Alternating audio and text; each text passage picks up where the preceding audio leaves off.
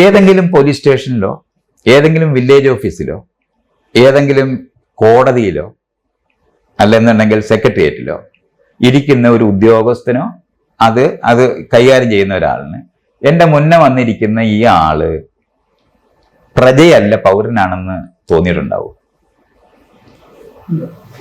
അതുകൊണ്ടാണ് നമ്മൾ അപേക്ഷ എഴുതി കൊടുക്കുന്നത്. ഈ അപേക്ഷ എഴുതാൻ എന്നാണ് രാജാവിന്റെ കാലത്ത് തുടങ്ങിയത്, ബ്രിട്ടീഷുകാരുടെ കാലത്ത് എഴുതിയതാണ് ഈ അപേക്ഷകൾ. ഏതെങ്കിലും ഇൻസ്റ്റിറ്റ്യൂഷനകത്ത് കോടതിക്കകത്ത് ഇയാൾ ഇപ്പോഴും ചെന്നാൽ ഇയാളൊരു കൂട്ടി നിൽക്കേണ്ടി വരും. പൗരനായിരിക്കുന്ന ആള്, പൗരനെ പറ്റി നമ്മൾ പറയുന്നത് എന്താണ്? ജനാധിപത്യ രാജ്യമായിട്ട് നമ്മൾ ഡിക്ലെയർ ചെയ്തതാണ്. ജനങ്ങളാൽ ജനങ്ങൾക്ക് വേണ്ടി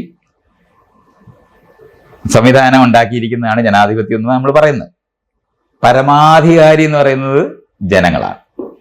ഇത് പറയുമ്പോൾ പിന്നെ സുപ്രീം കോടതി എങ്ങനെ ഉണ്ടാവും? വെറുതെ ആലോചിക്കുക. സുപ്രീം കോടതി എന്ന് പറയുന്നത്, ഹൈക്കോടതി എന്ന് പറയുന്നത്, ജില്ലാ മജിസ്ട്രേറ്റ് കോടതി എന്ന് പറയുന്നത്, ജുഡീഷ്യൽ മജിസ്ട്രേറ്റ് കോടതി എന്ന് പറയുന്നത്, മജിസ്ട്രേറ്റ് കോടതി എന്ന് പറയുന്ന ഈ മേല് കീഴുള്ള സംവിധാനം ജനാധിപത്യമായിട്ട് എന്ത് ബന്ധമാണ്?